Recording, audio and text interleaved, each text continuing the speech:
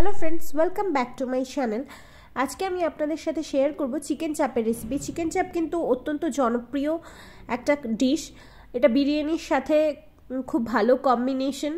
আর এই রেসিপিটা ইজি প্রসেসে কি করে তৈরি করতে পারেন সেটা স্টেপ বাই স্টেপ আমি দেখাবো। সবার প্রথমে আমি কড়াইতে সাদা তেল দিয়ে গরম হতে দিয়েছিলাম। সাদা তেল গরম হয়ে গেলে তার মধ্যে পেঁয়াজ দিয়েছি ফ্রাই হওয়ার জন্য।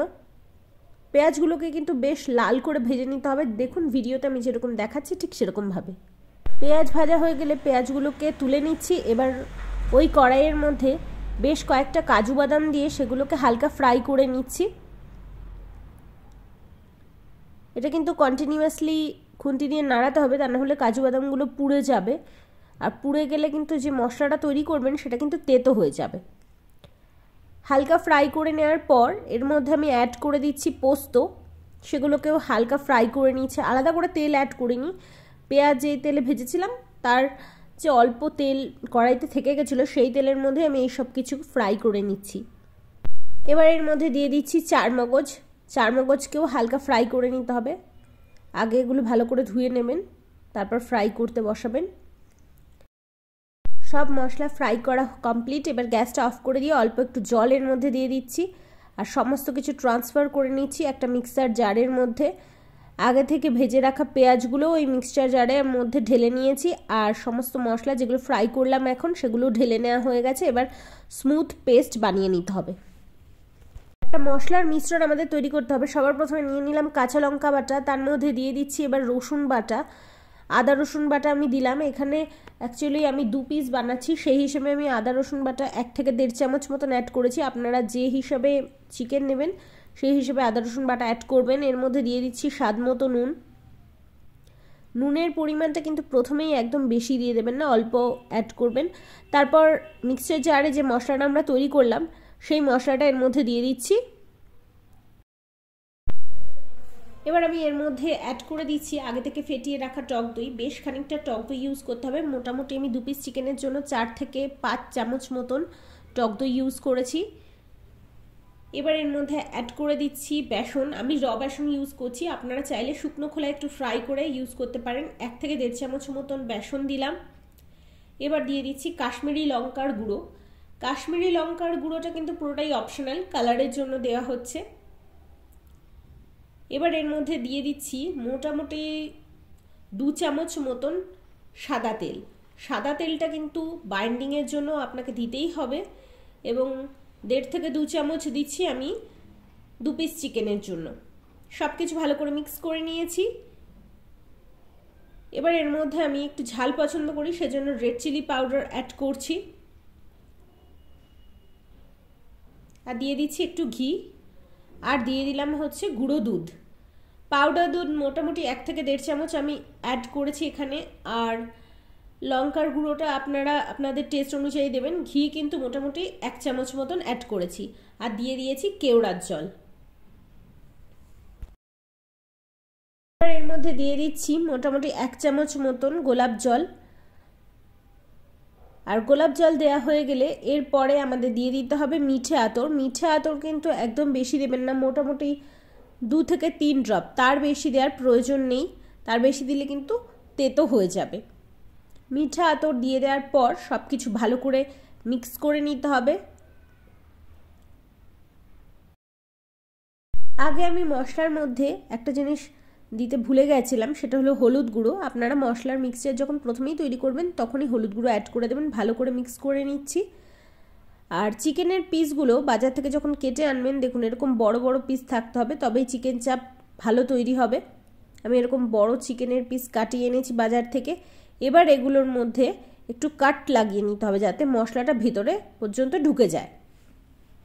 দেখুন এরকমভাবে আমি একটা নাইফের হেল্প নিয়ে চিড়ে নিয়েছি চিকেনের পিসগুলোকে যাতে মশলাটা ভেতর পর্যন্ত যায়। এবার মশলাটার মধ্যে দিয়ে ভালো করে মাখিয়ে নিতে হবে। আর ওভারনাইট যদি ম্যারিনেশন করতে পারেন তাহলে খুব ভালো হয়, তাহলে চিকেনটা খুব ভালো টেস্টি হয়। যদি সময় কম থাকে তাহলে মিনিমাম 5 থেকে 6 ঘন্টা চিকেন ম্যারিনেট করে রাখতে হবে। শুকনো খোলায় আমি বেশ কয়েকটা এলাচ, অল্প একটু জয়িত্রী আর জায়ফল দিয়ে সেটা ভেজে নিলাম। তারপর একটা গুঁড়ো মশলা তৈরি করে নিলাম। এবার ওই কড়াইয়ের মধ্যেই আমি দিয়ে দিচ্ছি বেশ খানিকটা ঘি, তার সাথে দিয়ে দিচ্ছি অল্প একটু সাদা তেল, যাতে ঘিটা গরম হওয়ার সময় পুড়ে না যায়। এটা গরম হয়ে গেলে এর মধ্যে দিয়ে দিয়েছি আমি দারচিনি, লবঙ্গ, এলাচ, মানে গোটা গরম মশলা অ্যাড করেছি। দিয়ে দিচ্ছি কাঁচা লঙ্কা বাটা, আদা রসুন বাটা অ্যাড করছি। দিয়ে দিচ্ছি এর মধ্যে হলুদ গুঁড়ো। হলুদ গুঁড়ো দেওয়া হয়ে গেলে আমি এর মধ্যে অ্যাড করে দিচ্ছি কাশ্মীরি লঙ্কার গুঁড়ো, আর সাথে দিচ্ছি অল্প একটু রেড চিলি পাউডার।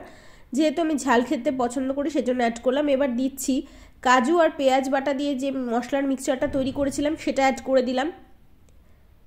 এবার এটাকে ভালো করে আমাদের ফ্রাই হতে দিতে হবে, আর এটা ফ্রাই করার সময় গ্যাসের ফ্লেমটা একদম লোতে রাখতে হবে, যাতে নিচের দিকে একদম লেগে না যায়।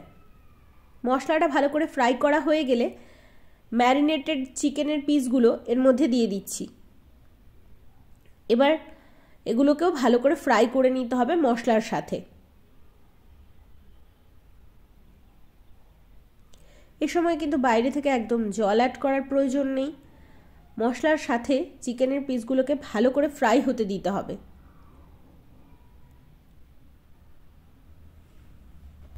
চিকেনটা যেহেতু দইয়ের সাথে ম্যারিনেট করা হয়েছে সেজন্য অল্প একটু জল ছাড়বে চিকেন থেকে, আর সেই জলটার মধ্যেই চিকেনটা কিন্তু ভালোভাবে কুক হবে। চিকেনটাকে আমি 10 থেকে 12 মিনিট এভাবে ফ্রাই হতে দিয়েছি। তো তারপর যখন অয়েল সেপারেট হয়ে গেছে তখন চিকেনের মশলাটা, যেটা ম্যারিনেশন করেছিলাম চিকেন, সেটা এর মধ্যে দিয়ে দিলাম। এবার ঢাকা দিয়ে আমাদের বাকি রান্নাটা করতে হবে। মোটামুটি 10 মিনিট থেকে 15 মিনিট মতন ঢাকা দিয়ে চিকেনটাকে সেদ্ধ হওয়ার জন্য টাইম দিতে হবে। এবার আমি ঢাকাটা লাগিয়ে দিচ্ছি, ফিরে আসছি মোটামুটি 7-8 মিনিট বাদে। 7 থেকে 8 মিনিট বাদে আমি ফিরে আসলাম। দেখুন চিকেন থেকে কতটা জল বেরিয়ে এসেছে। যেহেতু এটার মধ্যে দই আছে সেজন্য জল তো বেরোবেই। ওপর থেকে আমি এলাচ, জায়ফল, জয়িত্রীর যে গুঁড়োটা তৈরি করে রেখেছিলাম সেটা খানিকটা দিয়ে দিলাম মশলা। এবারে এটাকে ঢাকা দিয়ে দেব আবার 7 থেকে 10 মিনিটের জন্য। দেখুন মোটামুটি 10 মিনিট বাদে আমি ফিরে এসেছি। ঢাকাটা তুলে নিলাম। এরকম দেখতে লাগছে, কি সুন্দর কালার হয়েছে। আই হোপ আপনারা বুঝতে পারছেন। চিকেনগুলো কিন্তু ভালোভাবে সেদ্ধ হয়ে গেছে। এবার আমি এর মধ্যে দিয়ে দিচ্ছি দুধে ভেজানো কেশর, যাতে কালারটা আরও বেশি ভালো হয়, আরও বেশি এনহ্যান্স হয়। চিকেন চাপের অথেন্টিক যে কালার সেটা যাতে চলে আসে সেজন্যই এটা অ্যাড করা হচ্ছে। এবার এর মধ্যে অল্প একটু গোলাপ জল আর অল্প একটু কেওড়া জল অ্যাড করছি। মোটামুটি 1 চামচ মতন গোলাপ জল আর 1/2 চামচ মতন কেওড়ার জল দিয়েছি। আর গ্রেভিটা আরও একটু ড্রাই করে নিয়েছি। মোটামুটি 5 মিনিট মতন ড্রাই হওয়ার জন্য সময় দিয়েছি। দেখুন কালারটা কি সুন্দর এসেছে। চিকেন চাপের রেসিপি কিন্তু আমাদের রেডি। গ্যাসটা আমি এবার অফ করে দেব, আর এটা একটা সার্ভিং প্ল্যাটারে তুলে নিয়ে আপনাদের দেখাচ্ছি যে চিকেন চাপটা কেমন তৈরি হলো। গ্যাস আমি অফ করে দিয়েছি। দেখুন অয়েলটা কত সুন্দরভাবে সেপারেট হয়ে উপরে উঠে এসেছে। এবার একটা সার্ভিং প্ল্যাটারে আমি এগুলোকে তুলে নিচ্ছি। এবার সমস্ত গ্রেভিটাও আমি চিকেনের পিসগুলোর ওপরে ট্রান্সফার করে নিলাম। দেখুন এটা এরকম দেখতে লাগছে। আমার মনে হচ্ছে যে রেসিপিটা খুবই টেস্টি হয়েছে। দেখে তো টেস্টি মনে হচ্ছে, এবার টেস্ট করে দেখতে হবে। কিন্তু সেটার জন্য কিন্তু এটা শুধু টেস্ট করলে হবে না, তার সাথে বিরিয়ানিও চাই, সেটাও বানিয়ে নিচ্ছি আমি। আপনাদের যদি আমার রেসিপিটা ভালো লাগে তাহলে লাইক, কমেন্ট, শেয়ার করার অনুরোধ রাখলাম। আর আমার চ্যানেলে অন্য যে রেসিপি আছে সেগুলোও যদি আপনারা ট্রাই করেন, আপনাদের কেমন লাগলো সেই এক্সপিরিয়েন্সটা কমেন্ট সেকশনে এসে অবশ্যই জানাবেন। আর আজকের ভিডিওটা এখানেই শেষ করছি। এবার আমি এটা এনজয় করতে থাকি গরমা গরম বিরিয়ানির সাথে। আপনাদের সাথে আবার দেখা হবে নতুন কোনো ভিডিওতে। ততক্ষণের জন্য আমার চ্যানেলটাকে একটু সাবস্ক্রাইব করে সাপোর্ট করার অনুরোধ রাখলাম। আজকের জন্য এই পর্যন্তই। টাটা।